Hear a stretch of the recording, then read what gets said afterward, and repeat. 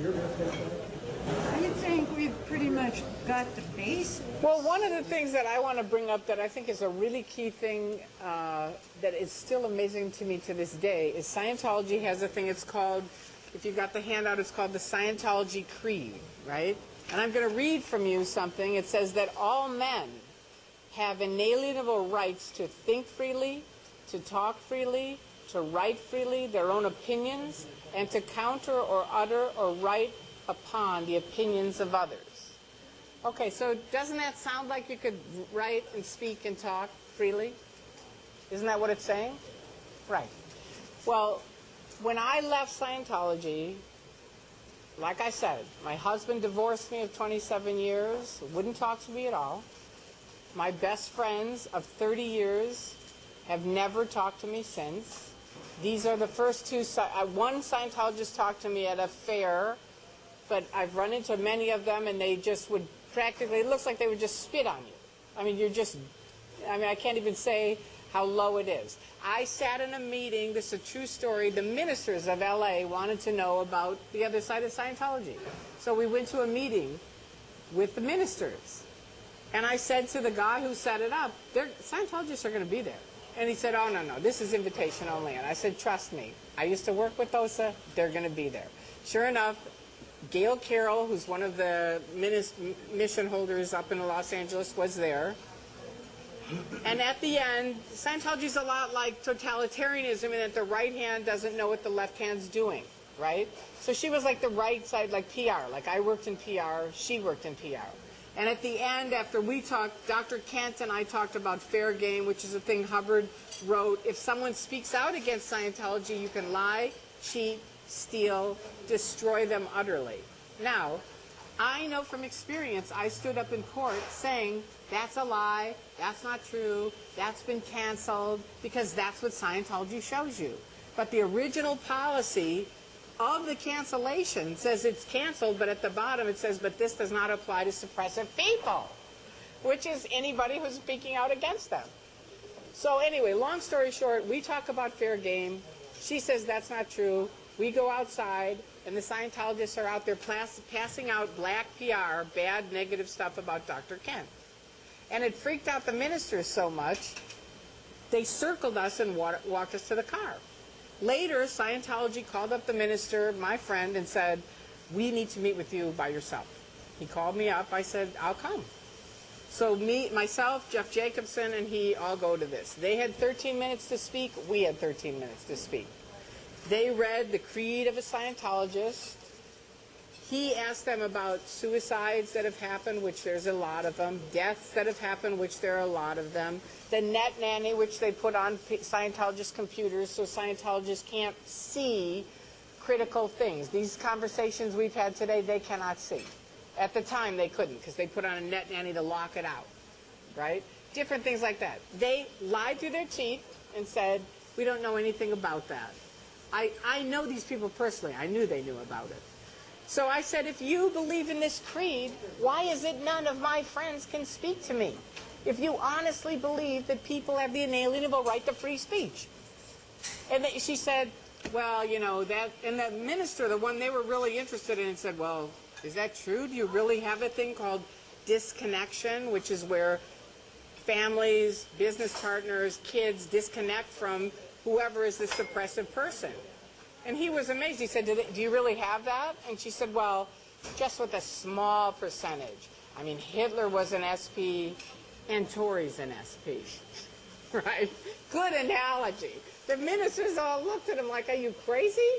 And I said, you know, that's a flat-out lie. You can go on the internet. There are pages and pages and pages of not only people that are declared suppressive, all of Hubbard's original staff are declared suppressive.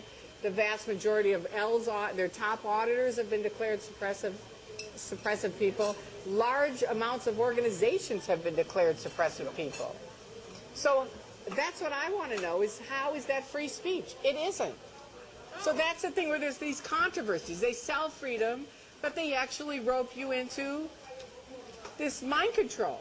They sell free speech, but you can't talk to people unless it's on their program. You see what I mean? It's got these controversies. They have policy that says this is standard tech. But when you get there, you find out, oh, wait a minute, they're using a different policy. And that one doesn't really apply, because that's what the executives want you to back up. And those are things that have factually happened to me. Or me. And you. Yeah, they're on the internet all the time, writing lies about us. They have a thing called the Religious Freedom Watch, which has flat out, I have 5 pages of flat out lies about me on it. That they have. You gotta look. They have pages on her. They have pages on anybody speaking out against them that's actively telling the truth of Mark Bunker. They have pages on him. Yeah, I said you. Yeah. They have pages and pages and pages of lies about us. Yeah. Mine is 5 pages of flat out lies. That's libel. That's against the law. Yeah, sue them, sure. And with their money, you know what will happen. They walk the edge. They hope we'll sue. But my thing was, there was a proposal to put a Narcanon in San Diego County up in Sunshine Summit, which is just west of the hot springs up there. Marriott. Hot Springs.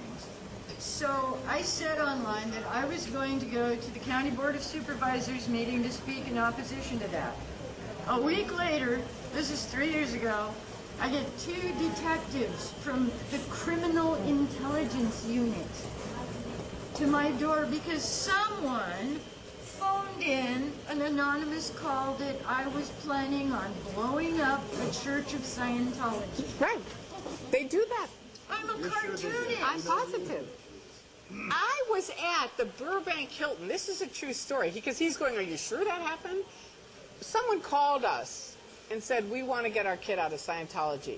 One of their top members had left and was with me, Jesse Prince. And we said, okay, we'll meet you at the Burbank Hilton. We're at the Burbank Hilton. We're ready to talk to this kid.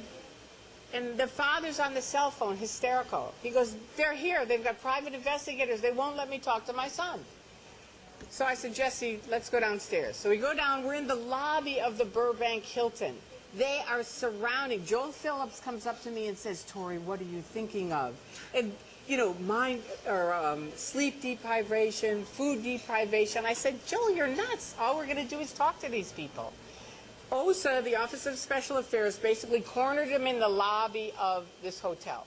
One of our friends, who was also an executive Scientology, said, call the police, call the security, because trust me, you're going to need them. We did. Jesse did.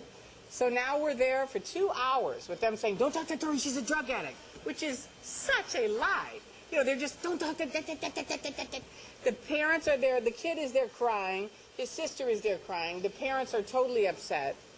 Finally, Jesse calls the security and he says, look, they don't even have a room here, we do. They won't leave. They lie and say, that's our kid. It wasn't their kid at all. It's a flat-out lie. So the security called the police. In the meantime, I went out the back to talk to some friends. I come in, they're all gone. I get on the cell phone, I go, Jesse, where are you? He goes, come on outside, you're not going to believe it. I walk outside, there's 5 cop cars, a helicopter with lights shining down on the Office of Special Affairs who are handcuffed. And that's a true story. And I went out on a date later, about a half a year later, I go out on a date and I see a car going down my street. As I come home real slow, and I think, looks like OSA. But then the police go behind him, and I think, oh, maybe they're chasing somebody. The guy comes back. I say, what's up, officer? He says, oh, we got an anonymous call that this was some kind of a weird car. We have to worry about it. I said, really? Well, the guy I'm with was in a cult 15 years ago and left, and I left about 2 years ago. And he goes, hey, you know what? I know you from the Burbank Hilton. He gives me a big high five. You know, we just laugh. We know it's a Church of Scientology. That was it. End of story.